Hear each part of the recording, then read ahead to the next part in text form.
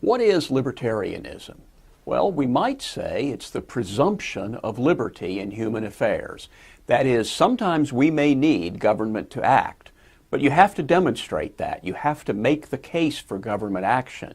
It's the exercise of power, not the exercise of freedom, that requires justification.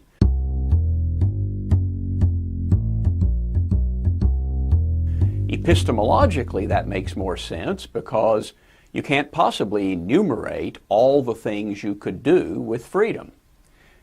Back during the Constitutional Convention, James Wilson, one of the signers, said, in response to a proposal that a Bill of Rights be added to the Constitution, "Enumerate all the rights of man, I am sure, sirs, that no gentleman in the late convention would have attempted such a thing." You couldn't possibly list all the rights that people have. So freedom is the natural condition, and it's limitations on it that demand justification. And in this talk, I'm going to argue that most limitations can't be justified. Sometimes we forget just how much of our life is in fact free. We make thousands of choices every day, engage in thousands of interactions with others without any coercion. And that's a powerful demonstration of the central place of freedom in our lives and the ability of people to create peace and order without central direction. Freedom means respecting the moral autonomy of each person, seeing each person as the owner of his or her own life, each person free to make the important decisions about his life. Freedom gives meaning to our lives. Indeed, it allows us to define our own meaning, to define what's important to us. And thus each of us should be free to worship, to think, to speak, to write, to create, to marry, to eat and drink and smoke, to start and run a business, to associate with others as we choose. Freedom is the foundation of our ability to construct our lives as we see fit. The social consequences of freedom are equally desirable. Freedom leads to social harmony. We have less conflict when we have fewer specific rules about how we should or how we must live in terms of class or caste, religion, dress, lifestyle, or schools. Economic freedom means that people are free to produce and exchange with others. Freely negotiated and agreed prices carry information throughout the economy about what people want and what can be done more efficiently. A free economy gives people incentives to invent, innovate, and produce more goods and services for the whole society. That means more satisfaction of more wants, a higher standard of living for everyone, and more economic growth. So how do we achieve and protect freedom? We try to discover the rules that govern the world and rules that will enable us all to live together and realize those wonderful rights guaranteed to us in the Declaration of Independence: life, liberty, and the pursuit of happiness. To achieve those goals, we need rules like private property, free markets, and tolerance. In fact, you know that bestseller from a few years ago, All I Really Need to Know I Learned in Kindergarten?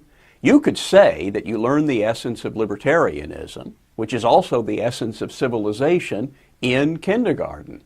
Don't hit other people, don't take their stuff, and keep your promises. If we want to get a little more philosophically deep, we might talk about three key ideas of libertarianism.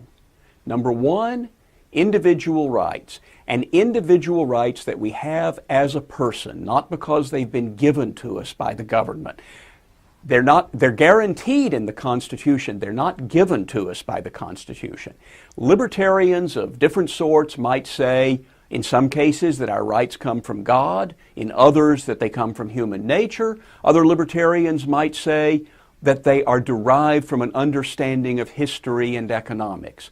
What I think all libertarians agree on is that they are imprescriptible. That is, they're not prescribed by any government or any other human agency. They belong to us. They inhere in us as individuals.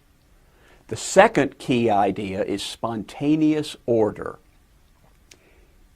In most of our lives, order seems planned. We know that to create a company or even to create a picnic, People have to plan things. We had to plan to do this lecture, plan to put it on the website, create the website, plan to get people to come to the website.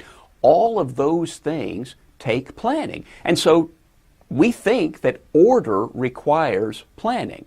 But the fact is they are a product of human action, but not of human design. Think about language. Nobody sat down and designed the English language or the French language or Latin. Those languages evolved. People needed to be able to communicate. They needed to be able to come up with new ideas, words for new concepts, new discoveries. Now, there are a few languages that actually were designed, like Esperanto, and what they have in common is that no one speaks them. The language that people actually speak, all the languages that people actually speak, are spontaneously evolved. Take law. A lot of people think law is something that Congress makes or the state legislature makes or even that the Supreme Court makes. But the fact is that originally law just evolved spontaneously as a way for people to settle disputes. My tree fell on your yard. Who's responsible for cleaning it up? People went to neighbors, hopefully wise neighbors, and asked them to settle disputes. And as those disputes were settled, people started relying on those precedents. Well, this is sort of like this previous case, and we made this decision in the previous case. And eventually these rules and these precedents came to be known as law, particularly as the common law. And some of those wise neighbors became specialized as judges, and law evolved that way. And then eventually government came in and it wrote down the common law and it wrote down all the statutes that go with the common law. But the law was originally a product of spontaneous order. Money is another example. People think money is something created by Ben Bernanke, and he's certainly created a lot of it lately. But originally, money evolved spontaneously.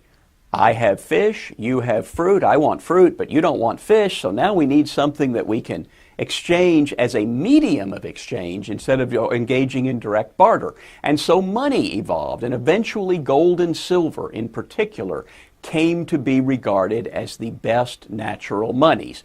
And then, just like with law, the government stepped in and it said, hey, why don't we just print up paper and hand it out? We promise that there's gold and silver behind it. That's when government got involved, and that was designed.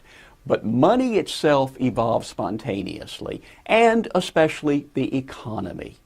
Who designs the economy? Who plans the economy? Well, the answer is nobody.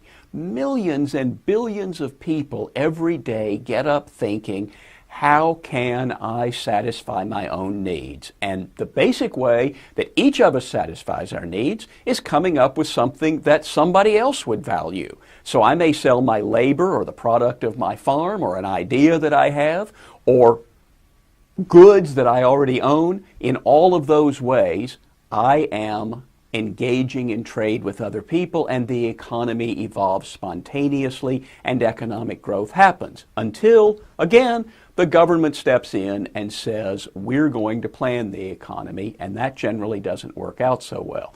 So one of the key ideas of libertarianism is the idea that most of the order in society evolves spontaneously. It doesn't need to be planned. The great Nobel laureate F.A. Hayek talked about the fatal conceit. That was the title of his last book. And what he meant was that it is the conceit of intellectuals that they can direct resources more efficiently than can millions of independent decision makers. And again, that seems perfectly obvious. Doesn't it make sense that if government planners with a computer decided what everybody should produce and what everything should cost, that would be more efficient than just randomly letting millions and hundreds of millions of people truck and barter and bid in the marketplace? But it turns out it doesn't work very well. One of the great examples of this back during the Clinton administration was when Hillary Clinton organized 500 bureaucrats into 15 committees and 34 working groups to recreate in 100 days 1/7 of the American economy, the healthcare system. She thought that she and her bureaucrats could plan the American healthcare system better than the free market could. Now, we don't have a free market in healthcare, and that's one of the reasons that we have a lot of problems with healthcare. But what we know from historical experience and from economic theory is that competition in the marketplace will produce better results than having a bunch of bureaucrats make plans. But we also need to remember it's not just comprehensive plans like that. Everybody in Congress has got some sort of law or regulation that they think will keep people married or give every child a good home or make people save more for retirement. The argument of the fatal conceit says don't be so sure about that. Don't assume that even your small rules for planning are going to make people act the way you want, and if they do, make better results than they would make on their own. So we have individual rights, and if you've studied political theory, you know the difference between normative and positive theories. Individual rights is a normative theory. Spontaneous order is a positive theory. It's not saying the way things ought to be, it's just saying this is an observation of the way things are. Spontaneous order is the reality of the world. To protect individual rights in spontaneous order, the third key theme in libertarianism, limited government. Limited constitutional government that protects individual rights. And what libertarians often say is delegated, enumerated, and thus limited powers for the government. That is, we have our rights to begin with. We delegate in the Constitution some of our rights to government. We enumerate in the Constitution which rights we're delegating, and therefore we limit the powers of government, delegated, enumerated, and thus limited powers. That is, government is essential, but it must be limited if it's going to protect individual rights.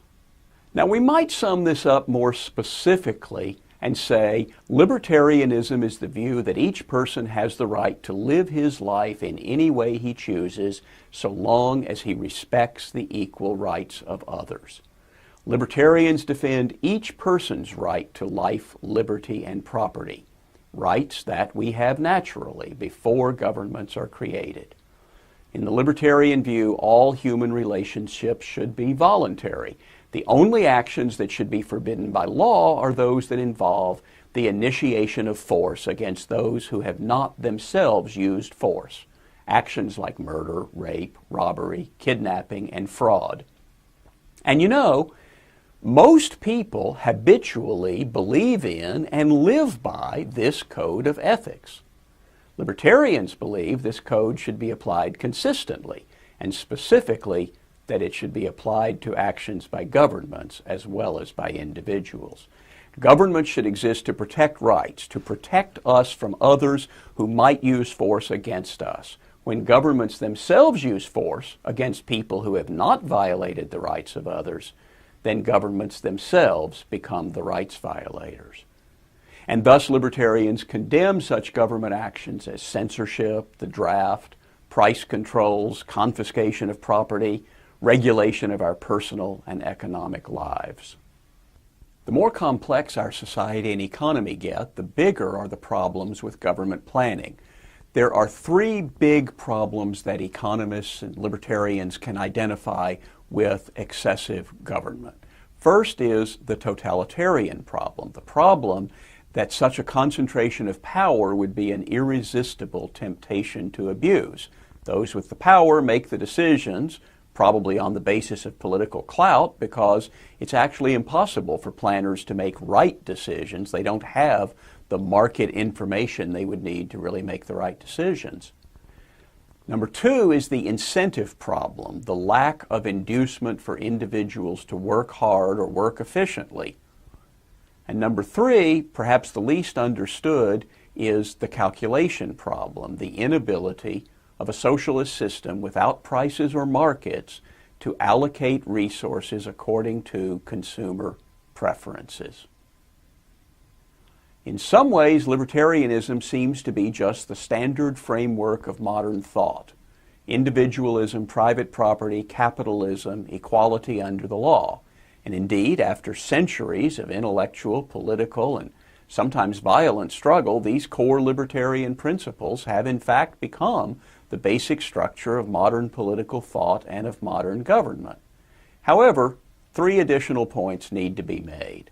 First, Libertarianism is not just these broad liberal principles. Libertarianism applies these principles fully and consistently, far more so than most modern thinkers, and certainly more so than any modern government.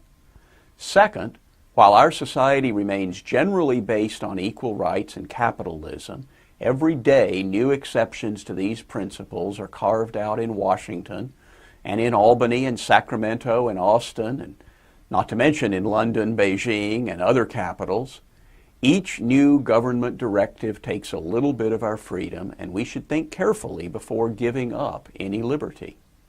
Third, liberal society is resilient. It can withstand many burdens and continue to flourish, but it is not infinitely resilient. And those who claim to believe in liberal principles but advocate more and more confiscation of the wealth created by productive people, more and more restrictions on voluntary interaction, more and more exceptions to property rights and the rule of law, more and more transfer of power from society to state are, perhaps unwittingly, engaged in the ultimately deadly undermining of civilization. Lots of political movements promise utopia. Just implement our program and we'll usher in an ideal world. Libertarians offer something less and something more, a framework for utopia, as Robert Nozick put it. My ideal community would probably not be your utopia. The attempt to create heaven on earth is doomed to fail because we have different ideas of what heaven would be like.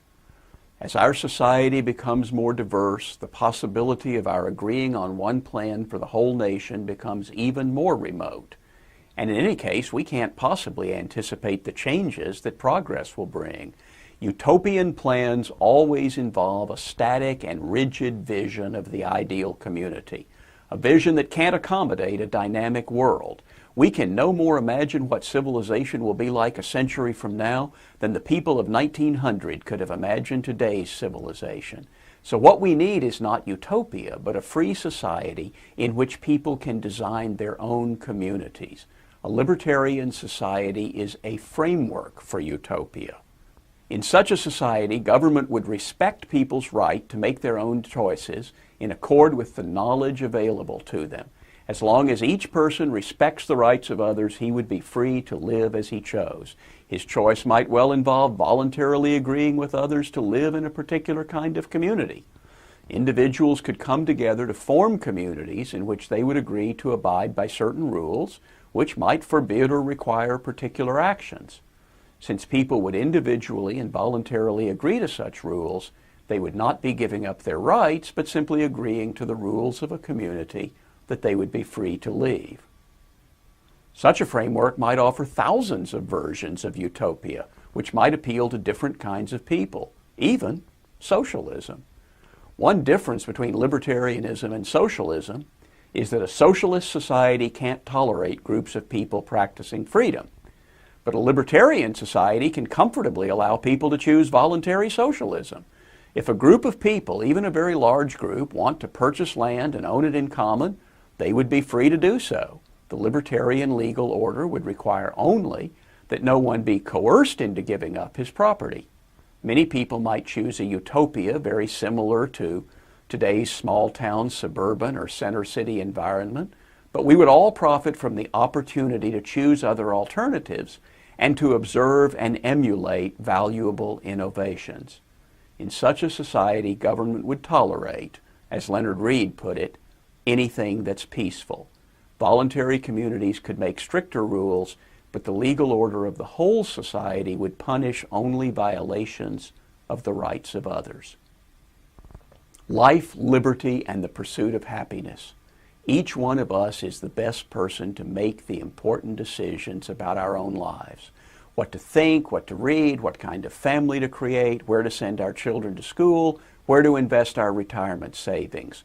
Limited constitutional government protects those choices, and that's the government a free society should have. In short, we might say, Smokey the Bear's rules for fire safety apply to government. Keep it small, keep it in a confined area, that's what the Constitution does, and keep an eye on it. And that's one of the things libertarians do.